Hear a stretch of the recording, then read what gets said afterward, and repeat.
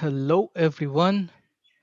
Um, Good afternoon, Indian time, ladies and gentlemen. We have had a fantastic pitch at Demo Day from Commutec, and we have with us right now Manas Mehta, the co-founder and product manager of Commutec, with us. So we have the public question and answer session right now, and this is where you get to ask questions to the founders um, via the link that you have in the uh, particular page of Commutech. And if you want to know about the future plans of the company, for example, or you want clarification on their business model or go to market strategy, so here is the platform to do it. So Manas, I will start off by asking you something about the passenger mobility industry. How is it ready for a digital change, and how is Commutech going to be instrumental in this field? And also, how big is the industry? How long have you been in this? And what are the current challenges that you face due to the COVID scenario? And while we take this question, I would ask the public to please keep posting your question in the question and answer dashboard. So over to you, Manas. So, good afternoon, everyone. Thank you for allowing us to have this pitch. And thank you, Shell, for giving us this platform to reach out to our potential customers and investors. This has been really an eventful week. Um, to answer your questions on this industry, how big is this industry? Um, so when the captive centers and the BPOs they started coming to India, uh, there were a lot of need for corporate mobility that was required. Now this industry has grown really big because of of the number of people who are going to office in newer cities and newer captive centers coming to India. Um, it's by estimates, it's the industry is to the tunes of $5 billion in India, and but then it's largely served by traditional fleet players. By traditional fleet players, I mean people who actually started serving corporates initially. They are the ones who have grown big, and they only serve these corporates. But the problem with this traditional approach is the kind of manpower they need, the kind of manual intervention they need, and also since they are regional players, they are not able to provide a pan India service to these corporates. So they end up becoming a vendor rather than a Mhm. transportation partner. This is where the Right. differentiation we would like to bring to the industry, or we are trying to bring to the industry, is that we are not trying to be a vendor to these companies. We are trying to be a partner wherein we extend our strengths and our capabilities, and we allow these companies to focus on their core job. So if it's a captive center, they'll focus on their main business. If it's a BPO, they'll focus on their main business. They can outsource their entire transportation headache pan India to us, and then we take care of things. But then when you do such kind of transformation to your existing business, you expect some value adds, and you expect a certain level of assurances that things will be taken care of, because it's Mhm. people's transportation we're talking about, and safety Right. and compliance is something which everybody wants to focus heavily today, and in fact they should. So for that, what we've done is that we have built in a wonderful platform which gives a complete visibility of what is happening on the transportation, um, and um, and this gives assurance to our partners we are working for. To answer your last question on the COVID front, um, COVID did affect business throughout India, but fortunately for us, because of our approach of contactless onboarding and contactless deboarding, and since people could not be on the ground to manage transportation, a lot of companies realized that they needed some partner who will be able to get the work done without the risks of going out in the real world. That's when we come into picture, and we're happy to inform that we did around 10,000 trips during the lockdown with zero incidents by just following our Right. contactless delivery methods on that. And that's So during this COVID times, right? yeah, and COVID time actually is a boon for us. I mean, it's unfortunate that COVID happened. A lot of people are suffering, but then on the business front, we see that the business will increase a lot. Hmm. Um, because we don't consider, we feel that public transportation is one of the biggest competitors we as an industry have. And because of COVID, people are really worried, and they're not very open to travel using using public transportation, at least unless there's a vaccination available. So we Right. have seen a lot of increase in the queries and demands for transportation to be provided to these employees, to the employees of corporates. Also, the occupancy level, because of the safety standards, have gone down. So a vehicle which used to cater to four passengers can now only take three. So overall, there is an increase in the amount of vehicles that is required. So temporarily, Right. because of these reasons, we see that the demands will go up. And also, when corporates will, there are a lot of corporates who are not using transportation, corporate passenger mobility for their employees. Now, because of Hmm. COVID, they've started using it, and now since when they start using it and they realize that how beneficial it is for them and the kind of experience it brings to their employees, I don't think they will stop using it once the vaccination arrives. I Right. think keep um, they'll keep this services for their employees. And this industry should grow at even um, better speed than previously expected. This, yes. Right. So Yeah. so that's what we call digitalization with safety, extra safety, right?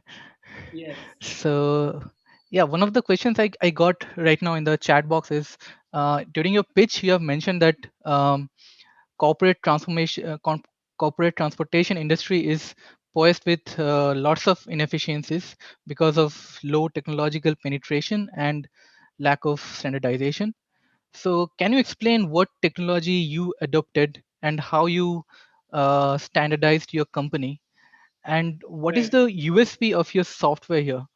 Like how is it different from others? What kind of mistakes do you see your competitors are making? So yeah. Okay.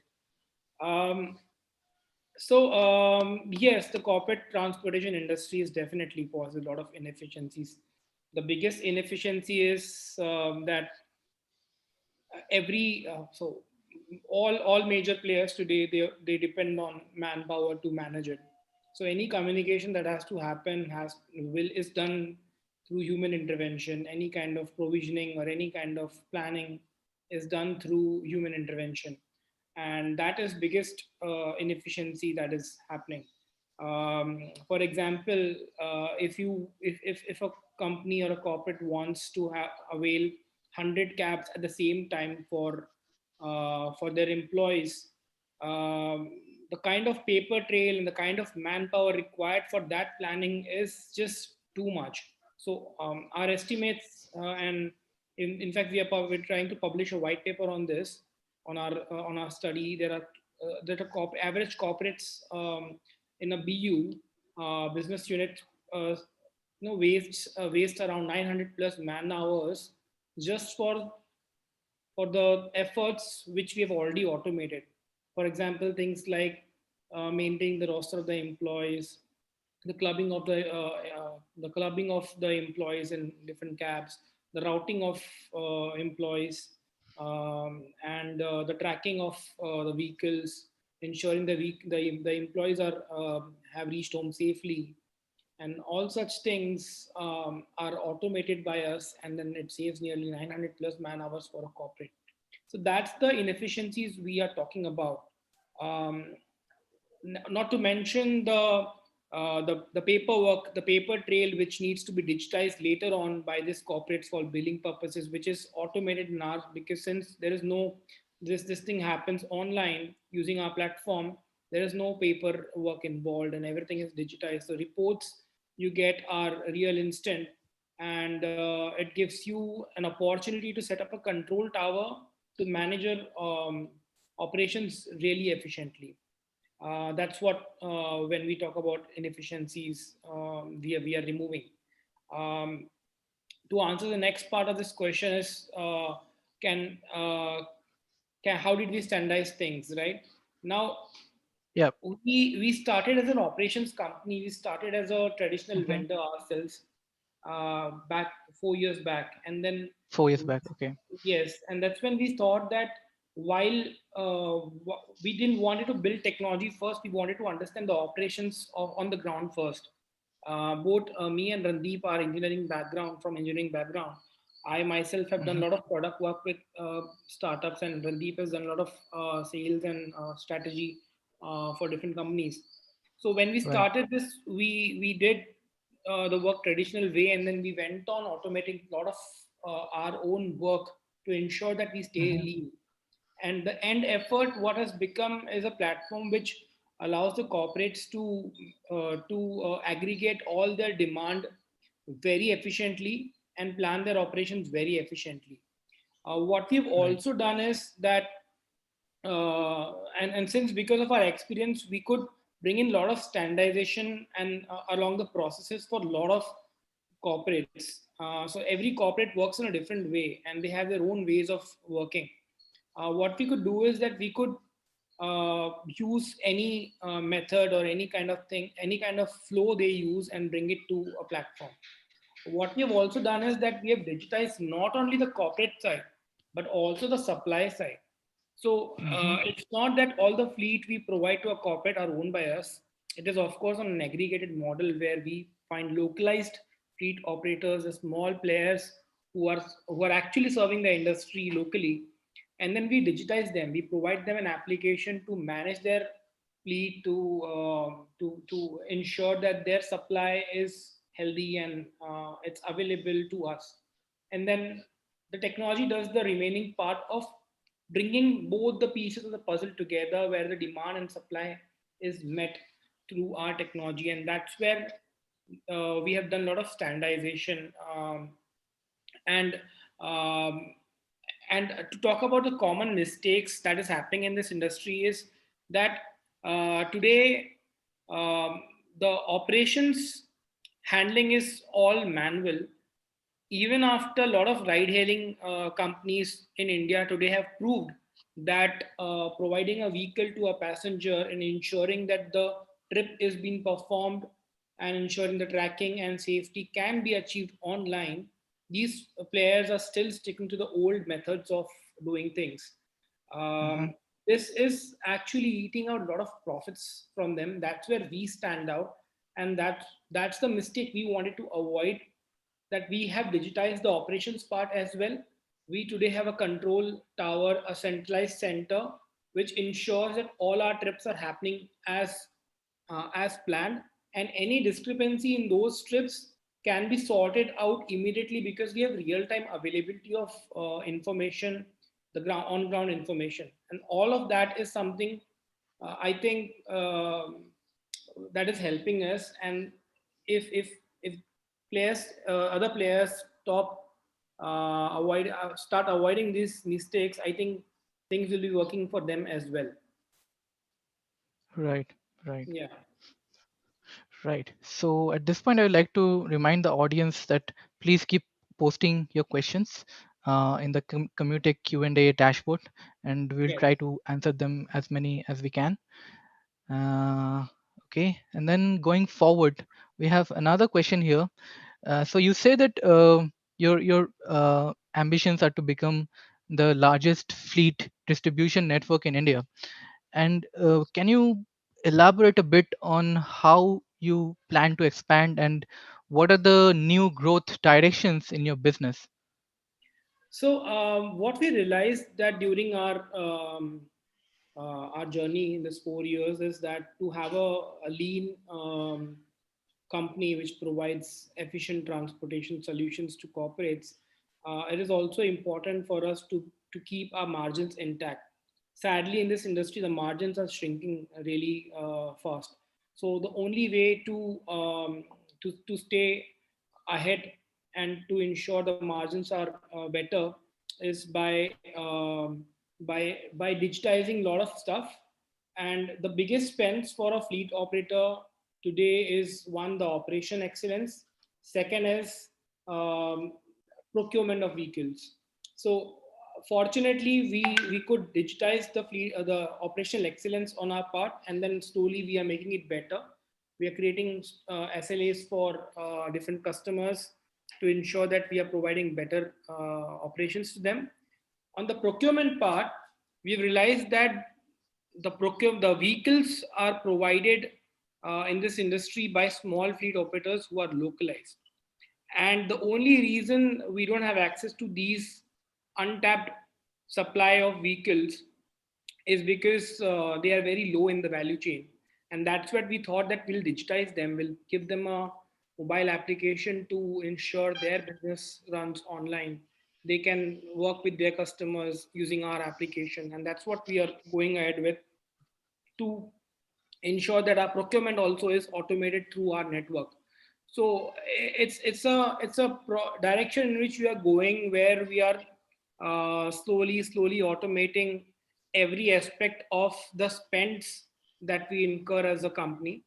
And I think the operation excellence and procurement are the biggest spends, and of course the cost of money. But then you can't do much about the cost of money today. But Mhm. the two aspects True. of uh, operational excellence and procurement is something which we are heavily working on digitizing, to ensure that. And so the best part is, when we have a big enough network, it will be very easy for us to have a procurement center anywhere. Like, we can just replicate it. Since we're using technology, we can replicate it across India. So if a corporate today comes and says that I need I have a presence anywhere, let's say Mohali, and I want vehicles, or I want vehicles in Chandigarh, or let's say in Chennai, I will not have to say no because I don't have presence there. I can simply launch or a campaign and ensure a lot of vehicles are available, and I can simply provide a very good service at a very reasonable cost to a corporate, all because of the approach we have. Right, right. That's very exciting. Yes. Um, we are getting in more It's a questions now. massive undertaking, but then Yeah, that's what drives us, right? It will be a very big step for us. In fact, it will be very unique step happening. But then that's what is driving us, and that's what will ensure that things will change in future. right, right, right. Okay, so we are getting in more questions here. Uh, uh, One of the questions is, have you tried to sell your model differently to different corporates? For example, some corporates might prefer a EV electric vehicle fleet with premium charge as it goes with their brand building. Have you had any efforts in this direction? So yes, every corporate partner we work with, they have different models we associate with, because based on their demand, there has to be a different model.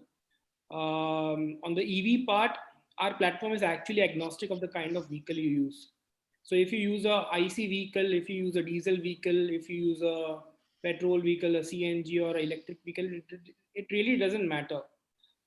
For a corporate who's a partner who's working with us, uh, their their ambitions could be to provide a greener solution to Mm, and use a greener solution yeah, for their employees.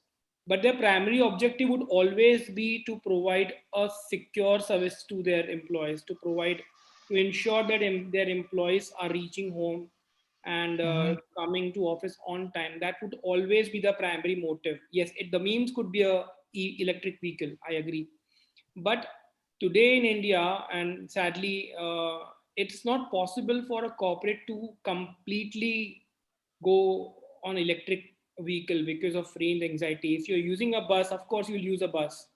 You won't use an electric car because the cost of EV procurement should not be so high that the entire transportation will not make sense. So yes, the EV adoption is happening. It's happening on a slower scale. It of course will increase gradually as and when the range Right. anxiety and newer versions of vehicles are available. But that's why we have built a platform agnostic of the kind of technology used in the vehicle. So if somebody if who's partnering with us and saying that I want 20% of my fleet to be electric, so our Mm-hmm. platform actually can use electric vehicles. And Right. since we are a platform uh, which uh, which can actually work with corporates as well as the supply side, for us to procure an electric vehicle, it's very easy. Somebody who's already has an electric vehicle, we can simply tie up with them and provide this service to a corporate. So at the end, the biggest thing which a corporate today wants is safety of employee and operational excellence using any method, right? EV could just be one way of doing it. So yes, Right. Right. that's what the core we have built. Now we can put an EV car, we can put an electric bus on top of it, we can put an electric anything on top of it, and things will still work the same way that they are Mm-hmm. used to. Mm-hmm. Yes, so that is something which is very So clear so to. it's basically a technology agnostic platform that you have Yeah, built, and it's actually agnostic of the kind of vehicle you use. that means In fact, we are if you working on a POC with one of our partners on EV, and the funny thing about EV is that um, EV is so. At the end of the day, a vendor like us or any vendor today who's providing a EV solution to a corporate will provide EV only when he earns profit. If he's not making any money on a Mhm. EV, nobody will provide service. So you as a Right. corporate, if you say that provide me 4 electric cars, but I Mm. will only pay so much. So a Mm. vendor will not service unless he's making some amount of money, and and Right. that is the to for EV to be profitable, you need to have a lot of data points available to be profitable. So you need to ensure that the EV runs on a particular range only, and then you have to ensure that the charging happens on time, and then you get back to back trips. There is a guarantee of business that is happening because EVs are costly today, right? Now that is only Yeah. possible when you have enough data to run operations. And in fact, we feel that when we grow to a certain level, we will be able to we will have enough data to actually make EVs profitable. So that's our process to go from ground up and building things on top of a strong base. Right. Right. Yes. Okay. So at this point, I would like to remind the audience one more time that we'll be taking your questions as they come. Um, and So, for yeah, the just yes. gentleman or for the visitor who asked the question on the EV, I would request you to please put your um, details on the contact screen, contact us bar here, and then Yes. we would definitely get in touch. We'll be able to help you on your transportation needs. For all the other visitors, if you are planning to go digitize, if you plan to digitize your operations, or if you feel that there is a lot of improvement possible in your transportation, please do mention your contact details here. Somebody from our team, or in fact, I will personally get in touch with you and ensure that we provide the right solution to you. Right. And you can be contacted at startupdemoday.live/startups/Commutec. Right. Yes. and And that the second that's where page you is our can contact details, and our LinkedIn profiles are also available. Um, yes, so you have this option called contact startup there, which they have to click, right? yes. Alternatively, Yes. my email is also available, manas@commutec.in, COMMUTEC.in. And you can just drop in an email. I will be happy to revert back and answer all your queries. Yep. So I have one new question coming up, and that is, could you please give some examples or use cases where your SaaS application and focus on operational efficiency is making you stand out from your competitors? Yes. Yes, so we'll soon publish a white paper around this also, on our learnings of providing these services to one of our biggest customers. Now, when we started this customer, I can't name them online here, but when we started working with them, they were providing, so they are working in two shifts and are providing 120 vehicles in shift one, which ends at 10:30 in the night, and around 80 vehicles in shift two, which ends at 11:30 in the night. So close to around 200 cabs are required by them every day, and close to around 1,000 employees leave in both the shifts combined. So when we went there for their digital transformation activity, it was all a fish market.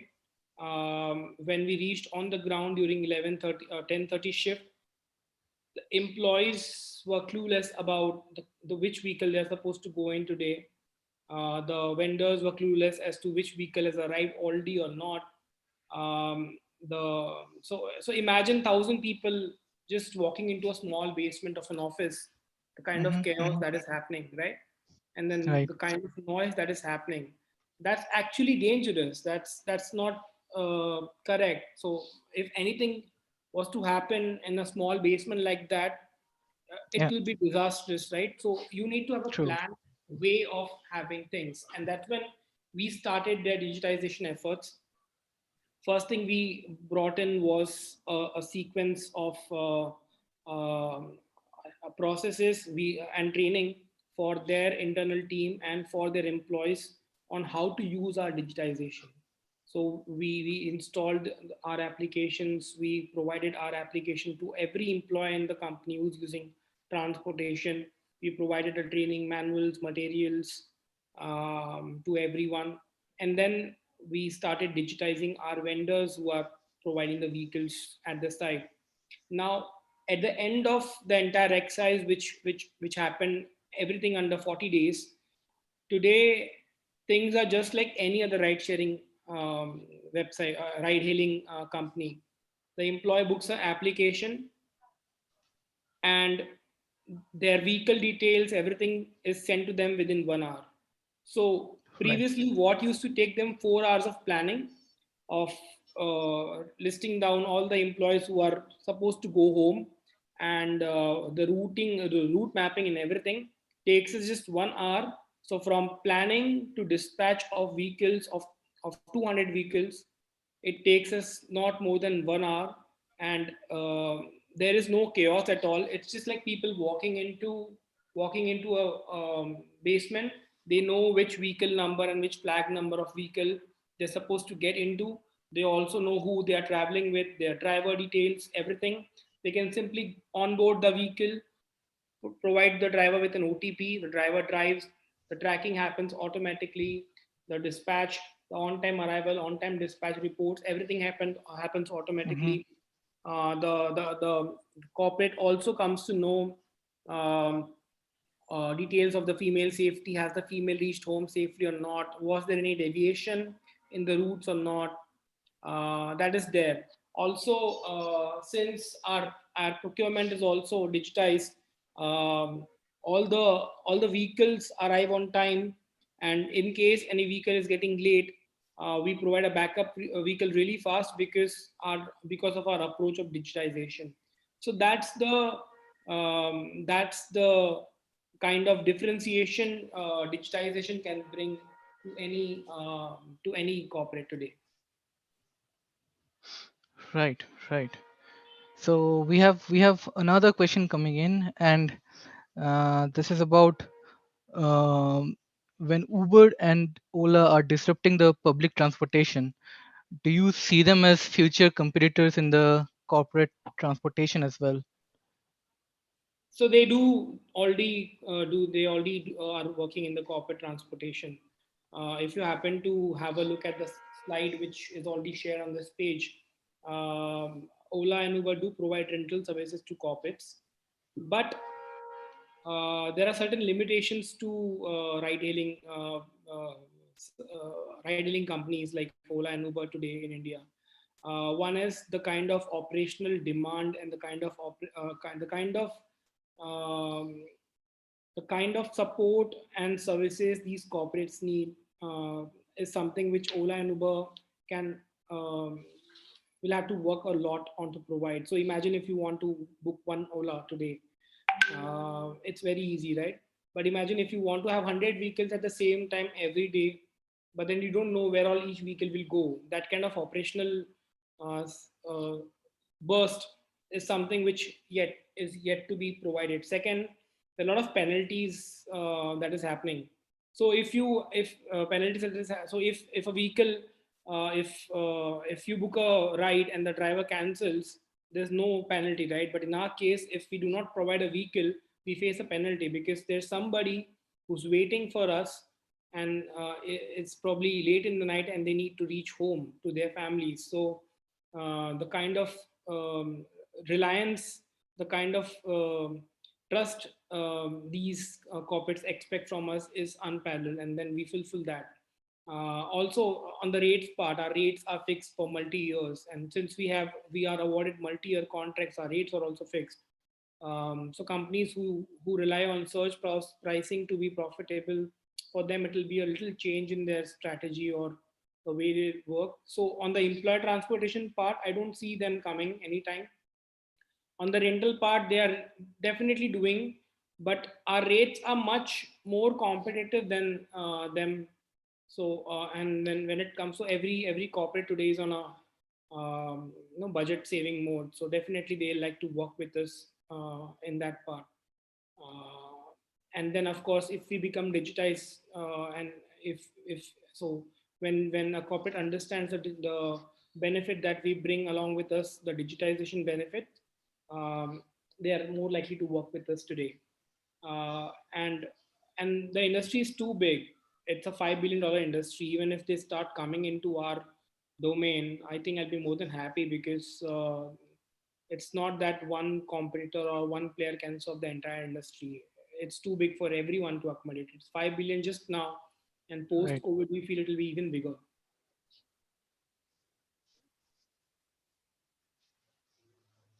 Hello, Indra. I think So I've lost you. so on that note, I would like to ask you that, do you hear me? Yeah, I can Do hear you you now. hear me? Yes. Okay, okay. So on that note, I would like to ask you, what are the upcoming market that you look to scale into next, and Um, why? okay. Why? Okay.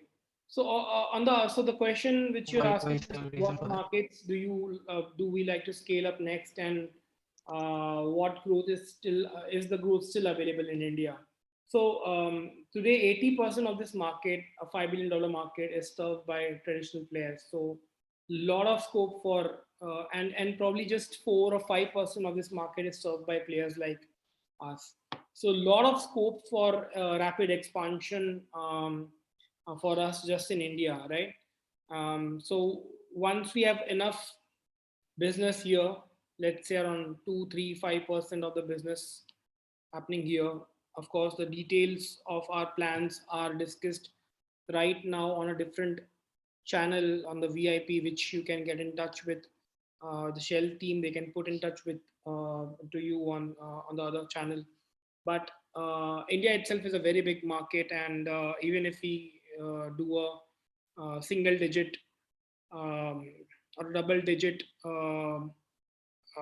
penetration of this market, this will be a huge opportunity for us. So as of now, focus is to build a very strong demand and supply base in India and grow to multiple cities at a stable pace, keeping our profits intact and staying bootstrapped the way we are. Uh, of course, the raising and other things are happening, but we want to be profitable. I think we have Indra has a network issue. Debashish.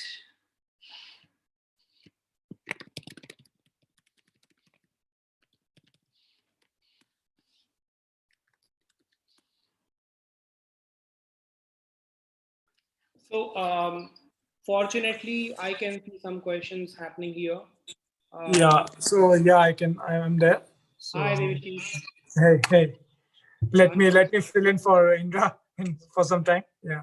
yes, unfortunately for I think Indra has lost network connectivity at his location. No issues. No issue at all. Yes. Please go ahead. Yeah.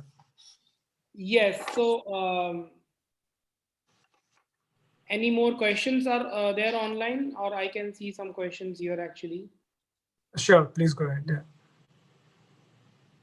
Um, so one question which we get a lot, in fact, somebody has asked us is that there are so many software providers in this field, and they have their different USPs. Why should we adopt your software and not anybody from your competitors? Um, so that's a lovely question. We get this question every time we try to do a sales call or an investor pitch. Now, frankly, every player in this industry who's providing digital transformation, their demand aggregation software is nearly same, because it all revolves around few aspects as to digitizing the roster capabilities, digitizing the clubbing, automatic routing, and dispatching, automatic dispatching. So all those things, probably the way would be different, but at the end, everybody is trying to provide same kind of digitization through different means. Somebody could have a better technology, somebody could have a better team, um, but as a corporate or as a company, um, your employees will not sit on a software and go reach home. Your employees will not be sitting on a software or application and coming to office. Your employees will be actually traveling through a vehicle in an environment which you have no control of. A driver is driving and then they'll be in a vehicle, and that's when operational excellence comes into picture. So focus. My experience tells me that focusing on operational excellence will yield better results than just focusing on features of a software. Right now, we as a company are an operational excellence company. We are not a software company. We feel that software is just means for us to stay lean, but the end result is that when somebody works with us, when somebody adopts our methodology and our software and our product, they're not only getting digitization, but they're getting extra peace of mind because the operational excellence piece we bring in. Also, because of our approach of digitizing the procurement side, we can provide backup vehicle and business continuity planning in case of contingencies better than anybody else. And of course, the pan India presence we can bring in to the picture that would not be provided by any traditional player, or very few traditional player, in fact. So these are some different aspects that you should consider when you are trying to adopt a software. That don't just go for a software because of the features. Also see the if you're getting a peace of mind, or if you're, I mean, you should not be spending the same amount of money on manpower or on pen or on paper or on other activities which you are already doing, and keep spending them even after digitization. So that's something which you should focus, that if I go digital, how much amount of manpower will I save, or how much peace of mind will I get? So that's what you should focus on. Thanks a lot. I think there's just, I think maybe one more question. So, which I got in was, how has the Shell EFA program helped you, especially considering all the Oh. difficult circumstances we're going through right now? So, though we are a 4-year-old startup, but what we and so Shell's E4 program is basically the only mobility focused program in the world, and there were a lot of startups who applied. I think more than 100 startups would have applied for this program, and only 10 got selected. So this itself gives a validation that what approach we are having is very unique. Second is the kind of exposure they are providing to us, the kind of exposure across the globe, the different partners they are introducing us to, and also our peer startups which we are working with. We see a lot of potential of partnerships. We see a lot of potential in terms of newer businesses coming in, and a lot of learning happening when we are working at Shell. So after we have enrolled into the program, we see that we have become more organized in our approach.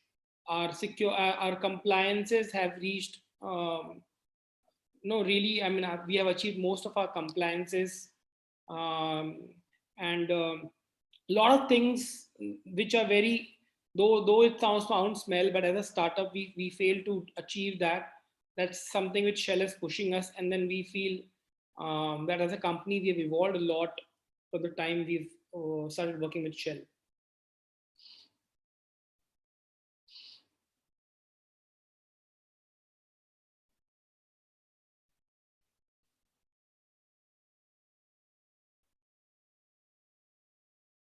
Hello, Yeah. Devashi? So I think, yes, I'm there. Yeah, I'm there. Sorry. Yes. So I think although we are trying to wrap up this session, but I think we have still time for maybe one or two questions. If the audience has any questions, kindly let me know, or Yeah. we can, yeah, or we can So just if wrap there up. are any more questions, I'll be happy to answer them right now. Or you can drop an email to me at manas@commutec.in. And the best way to reach to me today is to just go to this particular link which says contact the startup and fill in a form which will ensure that your details will reach to me personally and I'll contact you. If you are an admin who's trying to, or somebody from a corporate who's trying to digitize your transportation, somebody who's actually trying to provide transportation for the first time, we would be a very good partner to work with. In case if you're an investor, in case if you're somebody who would want to explore possibilities of investment, again, please do contact us here, and get in touch. I'll put you in touch with the CEO, and also we are having a separate live discussion happening in this with the CEO about the financials, about the company health, and everything. Any more questions? I'll be happy to answer right now. Okay, thanks a lot. I think now we'll just start to wrap up, and I would say that thanks a lot everyone for being part of it. And as you know that these sessions are recorded, so you can still avail or have a look at these recordings as you go ahead. And if you have any questions, you can of course connect with the Commutec team as was mentioned, and also you can connect with the Shell E4 team, and we'll facilitate those discussions for you.